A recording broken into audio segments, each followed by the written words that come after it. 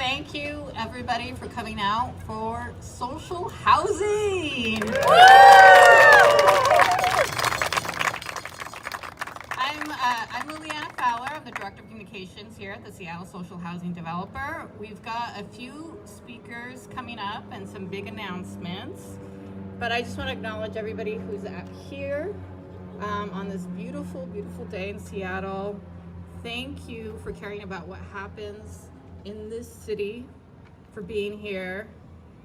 And I want to give a special shout out for all the folks wearing these Yes shirts, these How's Our Neighbor shirts. I recognize you. I really admire everybody who's been pushing for social housing for years. This is a big moment for you all.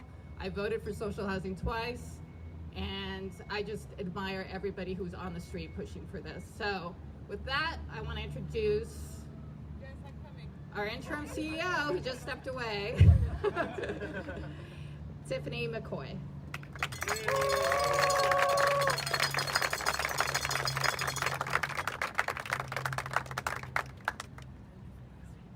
Good morning, everyone. Good morning, everyone. And good morning, everyone out there as well. We are proud to announce that with the purchase of our first building, approved by the Seattle Social Housing Developer Board last night, social housing will be a reality in Seattle.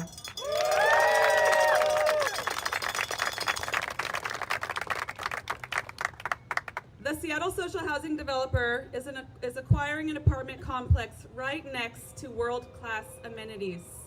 It's called Elara at the Market, and it's right next to our beloved Pike Place Market and our new waterfront park. It's currently a private asset, and we will be bringing it into public ownership.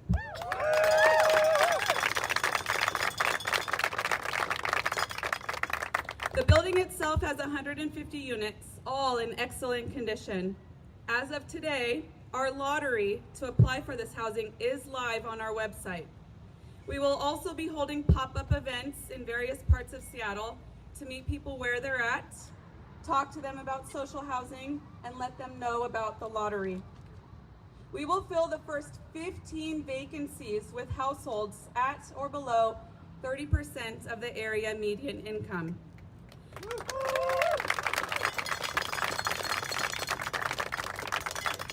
The next 45 units will be filled with households with incomes between 30 and 50% of the median income.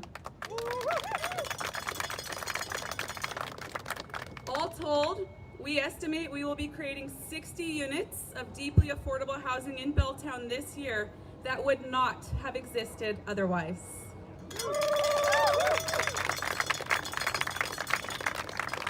We believe that housing is a public good, and unlike a private developer, our main goal isn't profit. So we are making additional changes.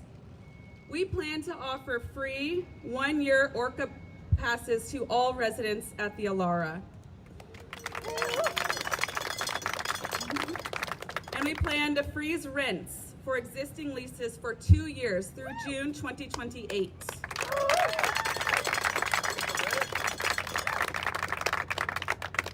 We also want to get rid of hidden fees. So we plan to stop using the ratio utility billing system, or RUBS. And we will eliminate fees for pest control, that was a new one for me, and bike storage. We'll also analyze other fees that residents are currently being charged. We expect the purchase of the Elara apartment complex to be completed by mid-June, and we are contracting with a property management company to help us take care of the building and residents. We are also working to identify one more acquisition this year, while also purchasing 4 land sites to start new construction of predominantly family-sized units.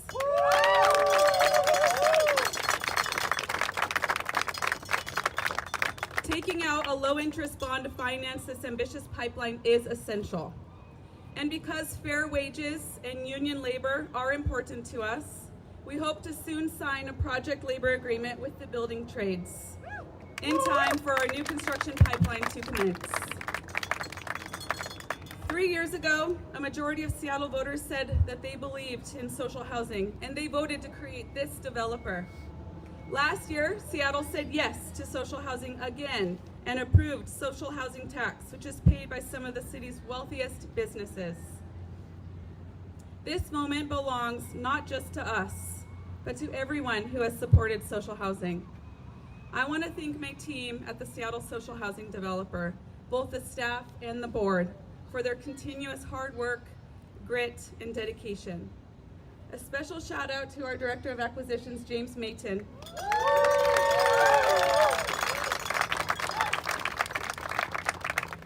We wouldn't be here if it were not for House Our Neighbors, who put forward this vision, and all of those who gathered signatures and knocked on doors in the sun, the snow, and the rain. Our labor partners. And thank you to the elected officials who are with us here today. Senator Alvarado, Representative Macri, Senator Saldana, Councilmember Mercedes Rink, Councilmember Kettle, and Deputy Mayor Surratt. Finally, I want to thank our future residents for believing that there is a better way to house our neighbors, and for trusting a new public agency that understands that housing is a human right. I will turn it now over to Councilmember Rink to say a few words, but thank you all for believing in this, and thank you all for standing here today.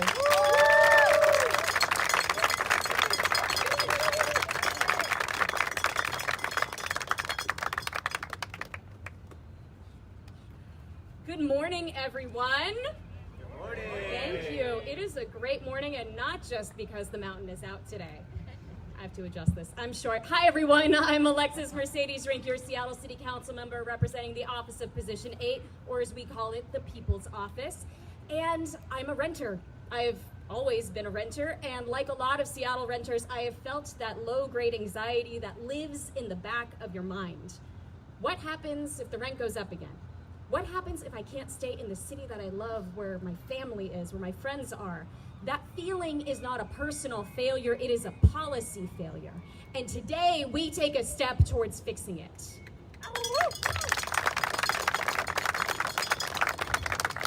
I was there the night that Prop 1A won. I was also there when we started collecting signatures, but I was there the night Prop 1A won, and the energy in that room was something I will never forget.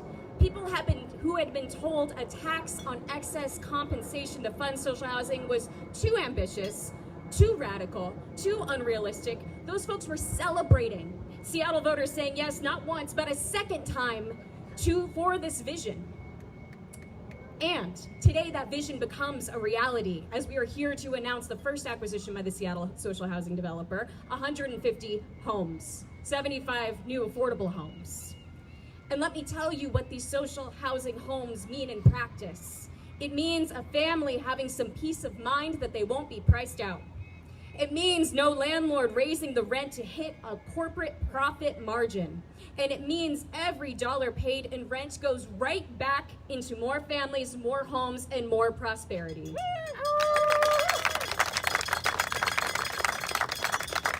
And here's the part that I think don't get said enough.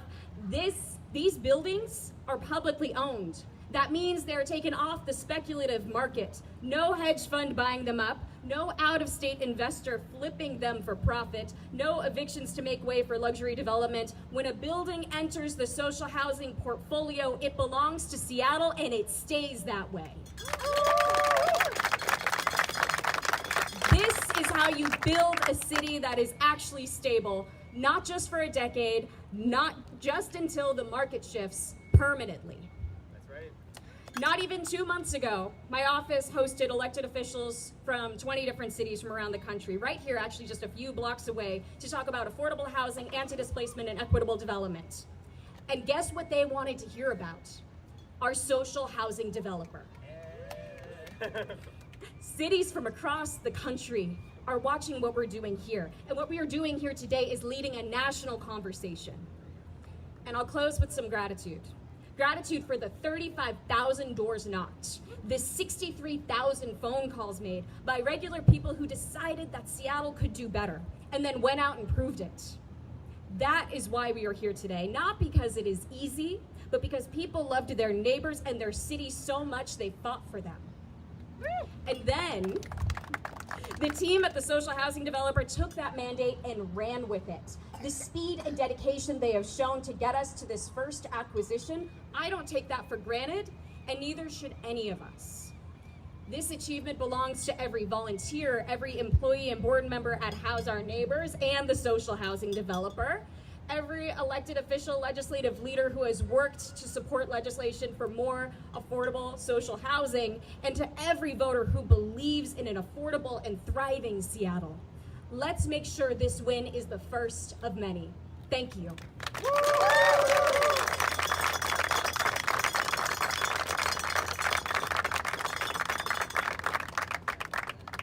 Thank you, Councilmember Mercedes Ring, for saying those words. We, as the new public agency in Seattle, have been really lucky to have the support of Mayor Katie Wilson, and so today we have Deputy Mayor Brian Sarantz saying a few words.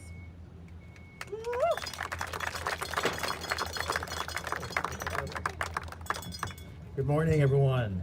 What a day, what a day, what a day. Regrettably, Mayor Wilson is not able to attend. It was so funny.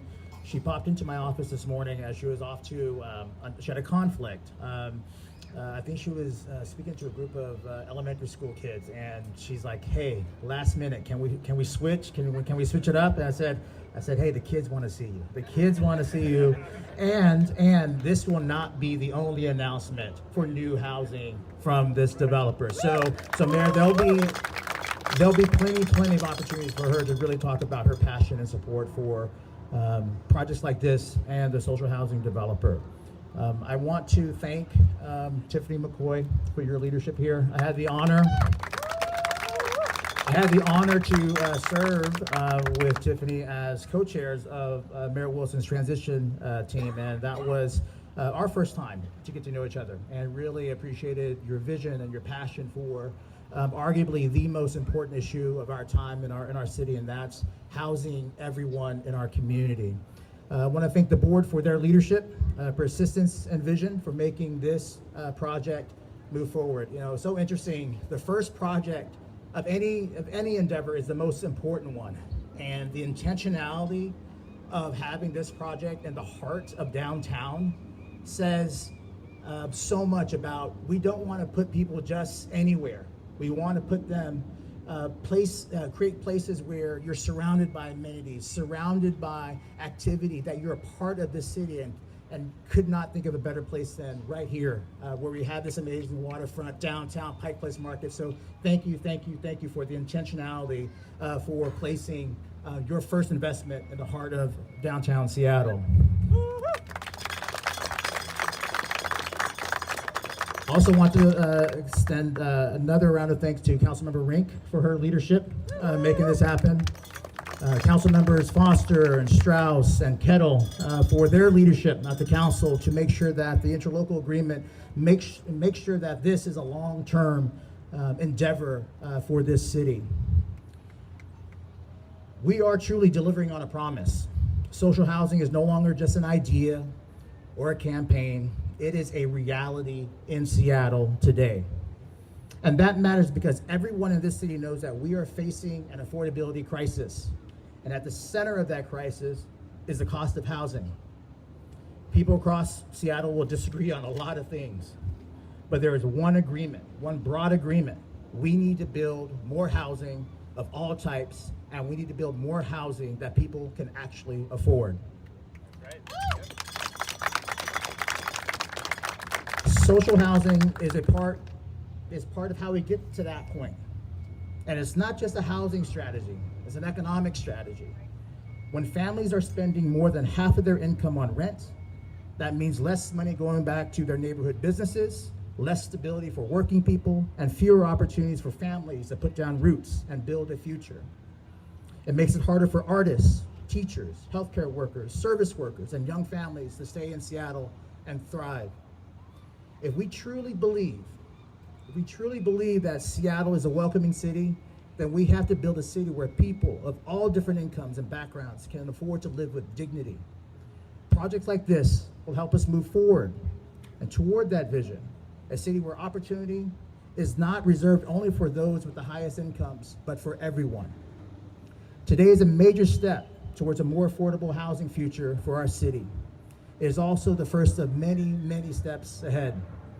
We look forward to working collaboratively with the social housing developer and the leadership there, colleagues at City Council, to ensure that Seattle is building the housing we need for every person to thrive. So again, on behalf of Mayor Wilson, I congratulate our partners at the social housing developer and all the great folks who's dedicated countless hours to make this happen. So I'm looking forward to more days like this. Congratulations again.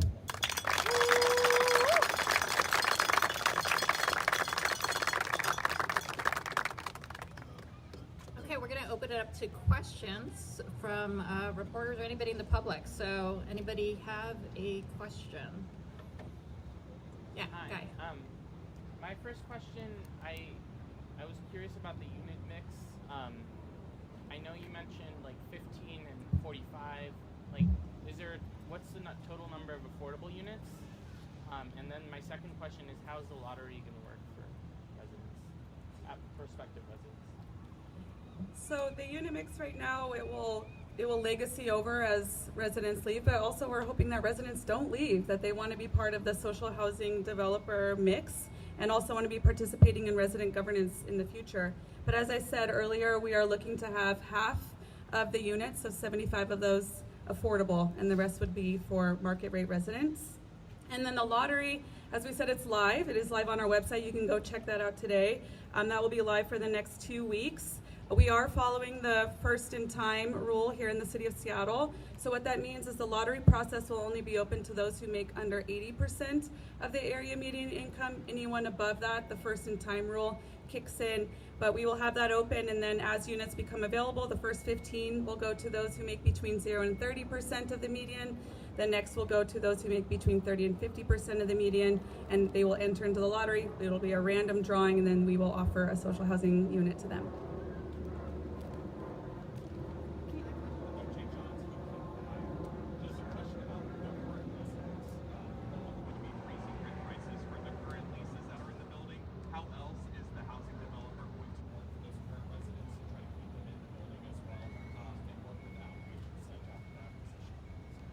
The question was how we're going to keep residents engaged and wanting to stay in the building of the social housing developer when we take. Great question. So today, a letter will be going out to all of the residents at the Alara announcing that we are going to be the new developer, and we will also be holding a town hall with residents early July to introduce them to the model and to talk to them more and to hear about any concerns that they might currently have in the building that we can address. We will also be hiring a resident liaison position. As all of you know, resident governance is a cornerstone of the social housing model here. So what that means is they will have a direct say in leadership, in finances, in the charter, in board stipends. And so we want them to be really engaged. So we have a resident liaison that will start on June 15th that will also be working directly with those residents. Our property management company will be working directly with them as well. So we look to engage them, bring them in, keep them on, and then if they choose to go on, that is their choice. We are not forcing anyone into this housing. We think that we will have a long line of people eager to get into the housing, especially when we're doing rent freezes, getting rid of junk fees, and just looking to have permanent tenancy. Doug? Doug with the Urbanist. Is there any changes to the property that you've already kind of queued up, or is it because it's a newer property that you don't have to do much, whether that's improving amenities, adding community spaces, landscaping, anything that you're wanting to touch? Great question. It is a Class A asset, and all of the units are in excellent condition. Every unit has been inspected, so we don't need to put a lot of maintenance or deferred maintenance into there. But there is a specific location in the building that I don't think is utilized enough, one of the common areas that we may be able to turn into something else that the residents want. I see this as the first opportunity to go around to the residents and, hey, there's this room in the building that we don't think is utilized a lot. What do you think we should repurpose this for? So we look forward to that. But the rest of the building is really quite gorgeous. And I think with the rooftop decks and the common areas, there will be a lot of excitement. And it'll be really exciting to also bring lower income neighbors into an area of the city that is a high displacement area. There are already some MFTE units, right? So can you talk about what's the affordability in the building already? And then you do need current residents to leave in order to implement this affordability mix, right? So you want people to stay, but also we need to open some units for lower income, right? So yes, there are some MFTE units already in the building. That's the multifamily tax exemption credit. So those individuals, everyone is welcome to stay, Heidi. We are an anti-displacement developer. So while we have an ideal unit mix, we're not going to push anyone out in order to achieve that ideal unit mix. It's quite antithetical to the mission of social housing. But as units open, we will be putting the deeper affordability median income mixes in there. And then there are also Section 8 voucher holders in the building as well. So there is already a bit of a mixed income model, but we look to emphasize that as units naturally turn over. But if they don't turn over, we will just look to get more deeply affordable units in an upcoming acquisition. We really want people to see this as forever housing, and we are not there to dictate who stays or who goes.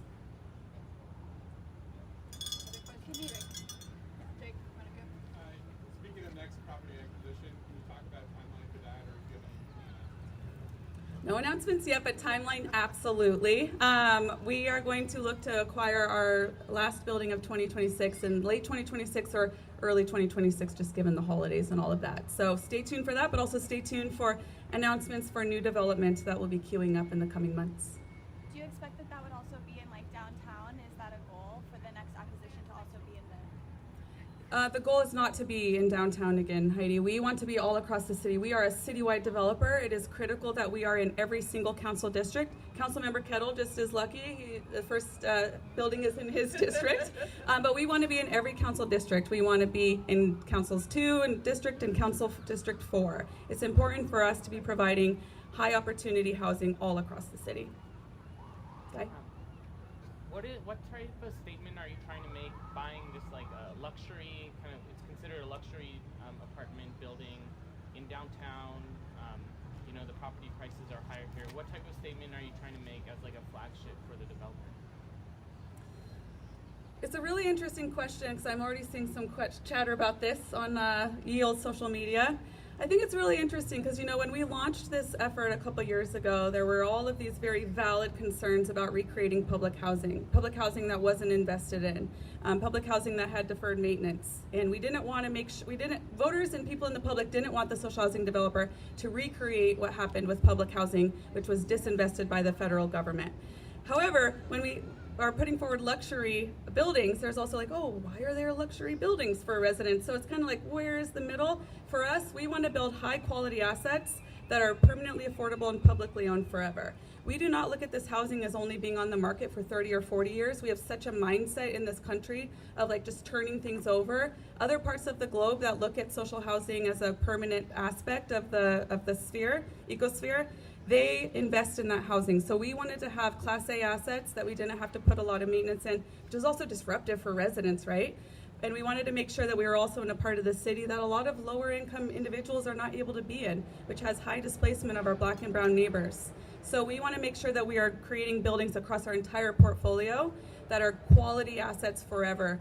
Deferred maintenance, not having buildings that are up to par, having mold infestations is just not in the cards for us. And I know that because of the board, which is now majority renter and will be majority residents, that will never happen because they won't allow it to happen. Doug?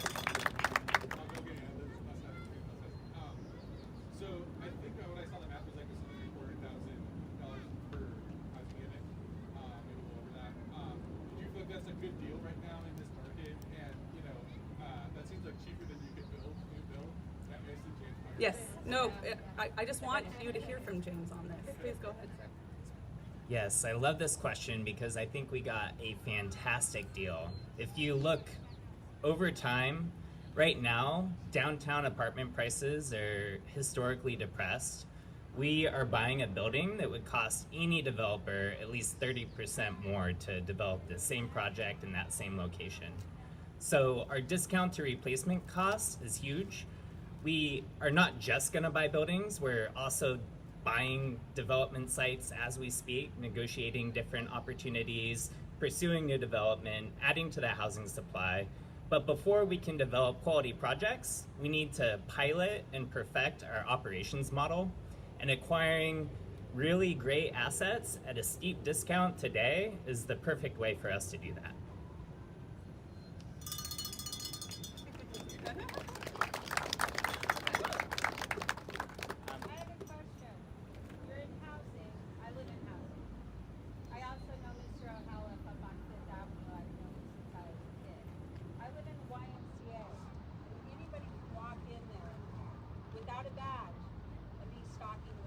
He's got a firefighter in there hazing one of their cadets. What security are you going to give people in housing? It should be addressed. I'm really sorry that that is happening there. Thank you for bringing it up, and I'm sorry that you are having to, and every other woman in that building is They going are, through that. because these guys are just walking into the security room with Fifth Avenue and the Olympic doing security. They're like letting these kids run around there, and they're using a low-income building to utilize because no one sees them. They're just like on monitors. They're watching women. I caught someone stalking me in my unit with a VR unit. My dad was a Fed, so like I know what people do, and the way that they're pontificating or coinciding with the people because we're not interested. You know, it's a nice building. Why are you not asking people who they are? Why are you not asking them for their credentials? And I support housing, but it's. Do you know that we've had a broken elevator for almost 8 months? How does that happen? Yeah. We're all old people. We had a woman die in our building yesterday. Why are there not 2 elevators? Yeah. What is going on? I'm sorry that I cannot speak to that specific building. I'm really sorry that that is happening in your building, and I'm sure that you've already tried to go up the chain of command to tell them about this. I can just answer, and then we can chat after perhaps, but I can just say that we will have call box, we will have security, we'll have property management. All of our residents are also really going to be involved in like the day-to-day and the overall governance of the building. So we are going to bake in things like that to where that could never happen because the residents would never allow that to happen. And we will also make sure too with our resident liaison staff positions and whatever else that any security measures that come up with, we will be taking very seriously from day That one. is the way it should be. Yeah. And the thing that I've seen is that there's some real sweethearts that work there. Yeah. But then a lot of times they treat these people because they're on a lower platform of income, they're not getting treated properly. So I support that you are making an atmosphere that's different, but I want you to know that it needs to be different because these people are just amicable, like, oh well. And I'm the only one that speaks out. I just went to the fire department and said you cannot be entered. They have a VR droning program and they're just walking in and out of there using that building. And these people, if we're in housing, we should be 100% safe.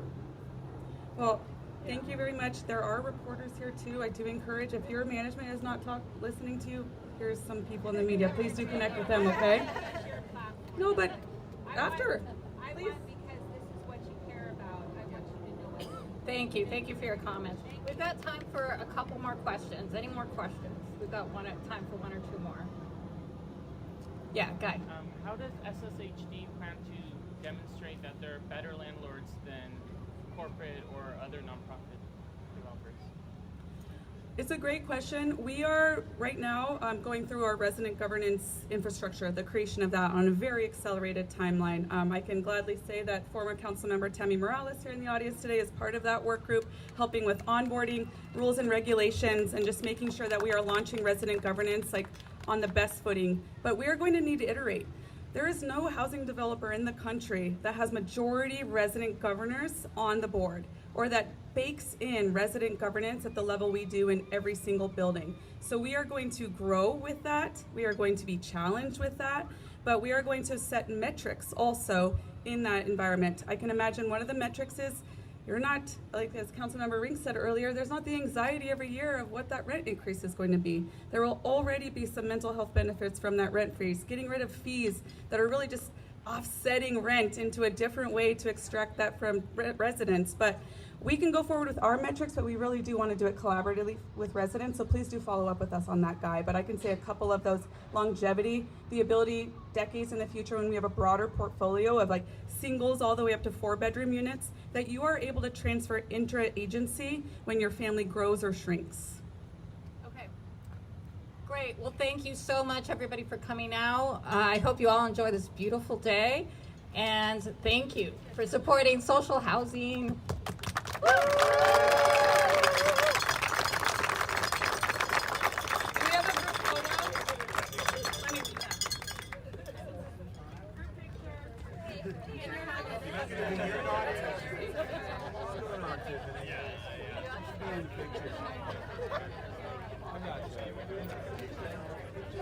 I got you.